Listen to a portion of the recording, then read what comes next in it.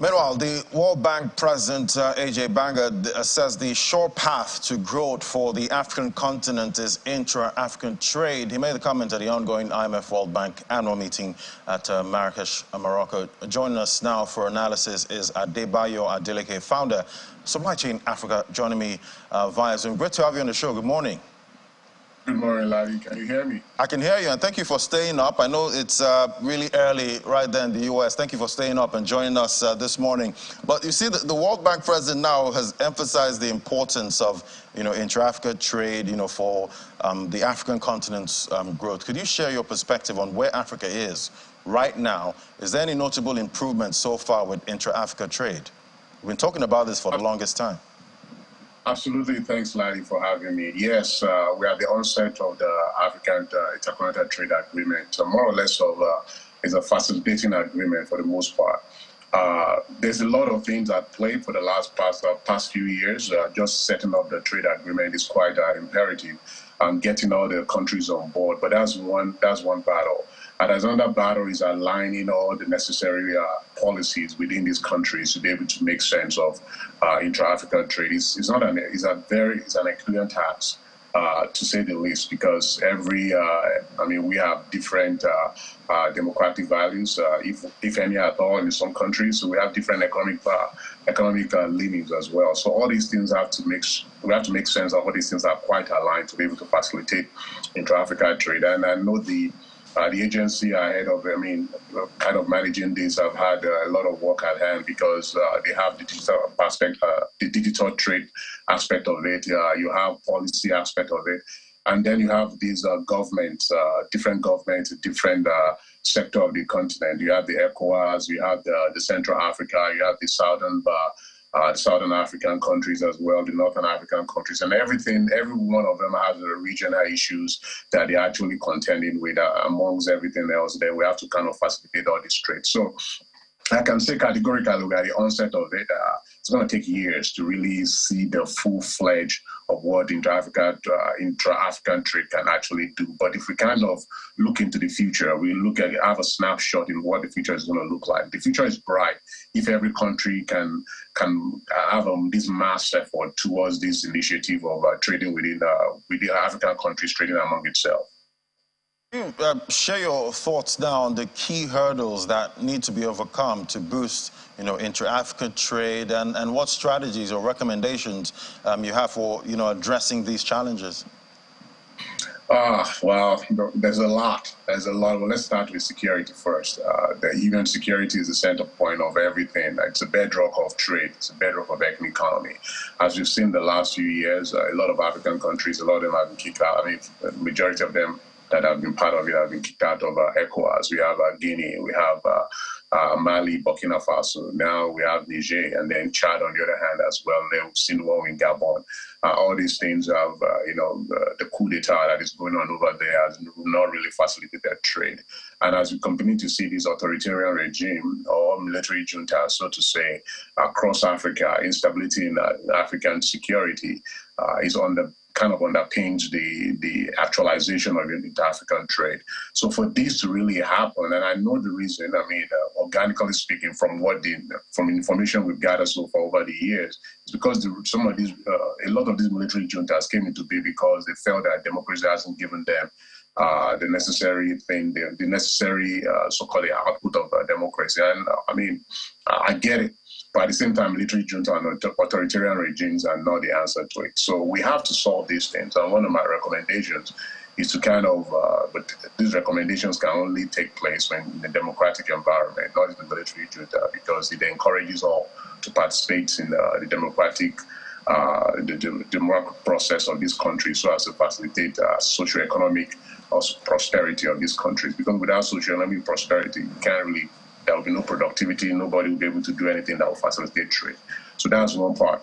And then on the second part, African trade route has been always is a colonialist in nature. Most of the African trade route, and I've said this thing on your show before, and I've said it in most of my writings, African trade has always historically been to drive resources out of the continent. So if you look and see, most of the trade that we do right now is for countries that are outside the continent of Africa. So for us to actually reroute these things for African African countries to trade among themselves, we have to change the trade routes, either by the road corridors or the land corridors, rather, the air, the rail. And some countries actually use rail, and also the waterways. Most of African countries, as of today, do not have trade routes for at least for different corridors. And the land corridor is probably the easiest part. And I know a lot of countries have done a lot of road networks, but these road networks are just still pushing the resources out of the continent, not to move resources from one country to the other. So that has to be realigned. And if that is realigned, of course, the custom issues, the tariff issues, and everything will follow suit. So those are the two quick, easy ways that we can actually realign and get this African Continental Free Trade Agreement. But and I know a lot of discussions, a lot of work has been done, a lot of policy change has been done. But there's one thing about policy change, there's one thing action in the policy change, and that can be very brutal sometimes because a lot of personal and national interest.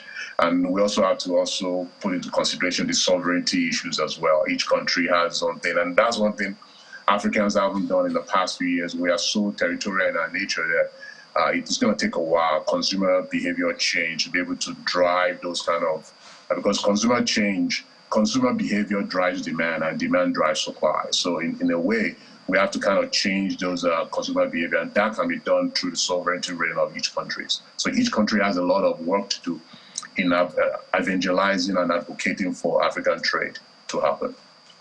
Right, and definitely, I'm sure definitely countries are working towards this. I did see in a supermarket recently, I saw, they had some blueberries there for sale, and I saw that the blueberries were from, Mozambique, and I saw that and I actually smiled. But are there any notable initiatives or policies that, African governments are implementing to encourage and, enhance intra-Africa trade, and how can private sector players, like yourself, collaborate, with these efforts?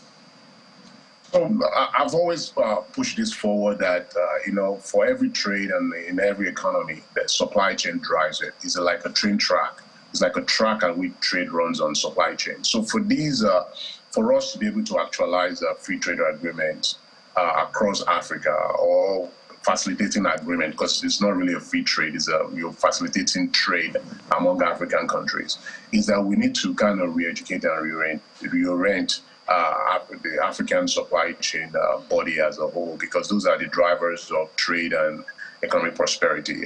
From Supply Chain Africa, that's one of our key tasks, is to make sure that we re-educate African supply chain providers, also every school procurement providers in these so-called African intra-African trade.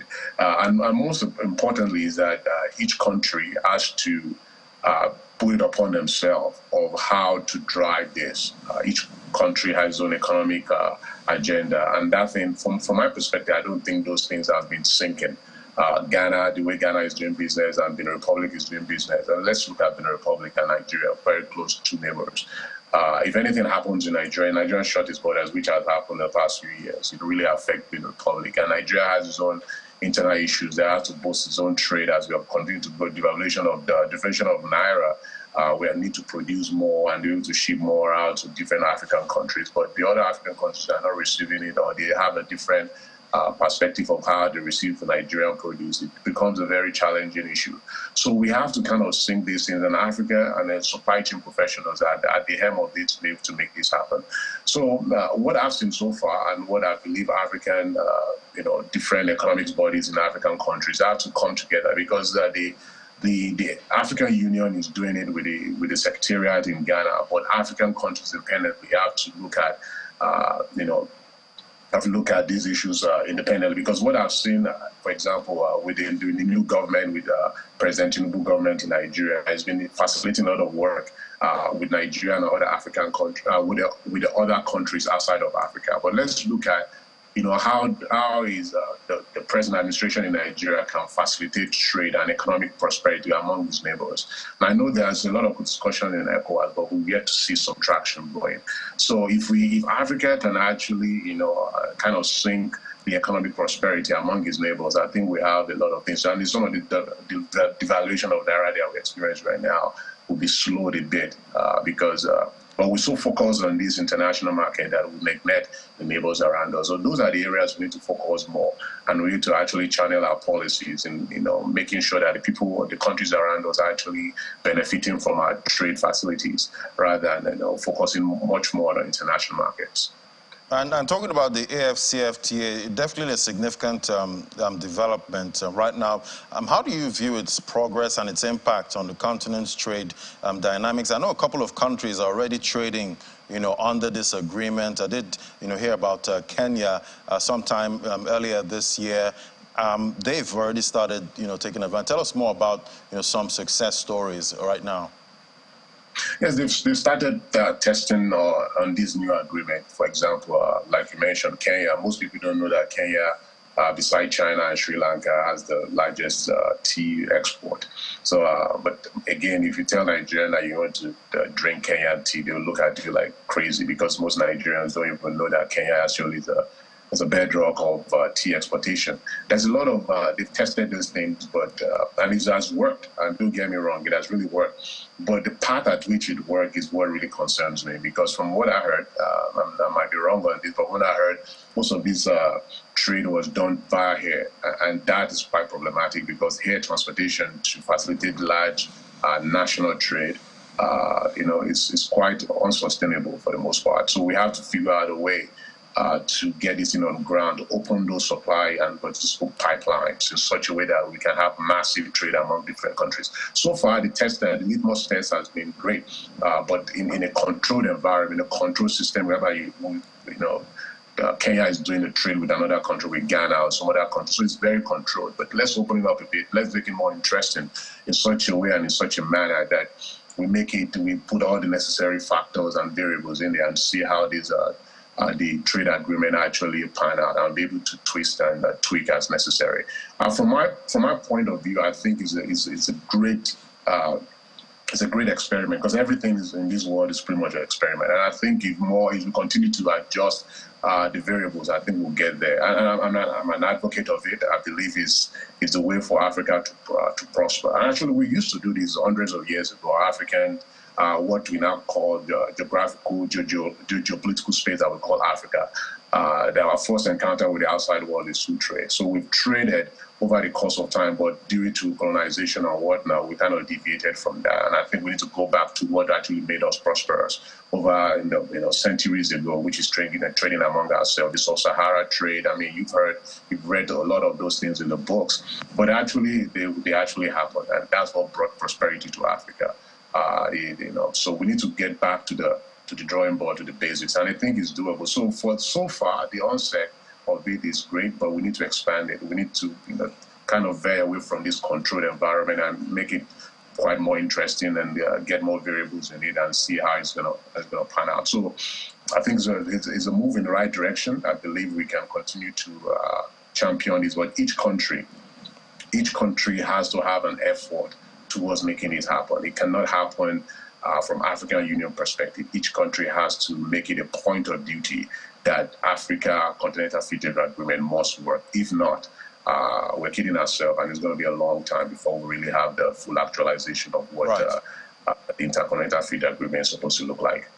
Yeah, we definitely need to make it work at this time. But talk to me now about currency. Before I let you go, we know most African currencies are under pressure, right now. Yes. See, the Naira also is under a lot of pressure. Is there a way we can, trade with our own currencies, in Africa to, strengthen our currencies? I know everyone's talking about, de-dollarization and all of that. We know King Dollar is that, preferred currency for trade. But how can we, use, intra-Africa trade to actually strengthen our currencies here? Absolutely, and I think some countries they've tried it before, but there's one thing putting one thing out, there's another thing going through it. And that has been the storyline. We African countries have tried this over the course of time. Actually, before we even use currency, before what we now call Naira, dollar came to be, we've always traded values. And that's always been the what value, the value for value. And I think, I believe that can strengthen, in a massive way. But one thing underpins anything, any trade, is what value are you bringing? And in African country perspective is the fact that we're not producing enough. we have to produce. We have to produce enough to trade with, and that's what. And for that to happen, there's a lot of infrastructure built within the countries that needs to happen to be able to produce more. So if you don't produce, then what are you going to be able to trade with? And that's the bottom line of it all. So, and you can't have one without having the other. It's like, chicken or egg, which one comes first? So we have to build up infrastructure within our countries to be able to produce more. And I think that almost in every country, there are whatever resources within your means to be able to build the best of their ability. If your textile is what you do best, invest in it and trade with it. And I think if we can actually do that across Africa, I think we're up to something great. But everyone is still just opposing all around the place, and kind of in a way that is quite unstable for us. So we have to make sure that we continue to kind of facilitate those infrastructures to be able to move those and produce more. Now, we in Nigeria, we have infrastructure to produce a lot of product, and we haven't capitalized on it. It's either oil, it's agricultural product. Agricultural sector is supposed to be the biggest sector that's supposed to benefit from this intra-African trade, but yet we've not been able to facilitate it because our agri sector is suffering a lot. Is it through grazing? Is it through storage issues? All these things can help us actually. But if we can buckle down a bit and actually settle down those infrastructures and build those infrastructures to make a massive produce, that we're up to something. Yes, we can trade with it, and it will definitely help our currency out. But we have to produce first. All right. I guess bottom line is produce more. Produce so that we can trade more. Thank you so much, Deboyo Adeleke, founder, Supply Chain Africa. It was great having you today. Thank you so much. It's good to see you again, Larry. Good to see you too. Thank you. All right, after the break, commodities market update is next. It's inflation season. We'll take a look at what to expect going forward. That's in a moment. Just stay with us.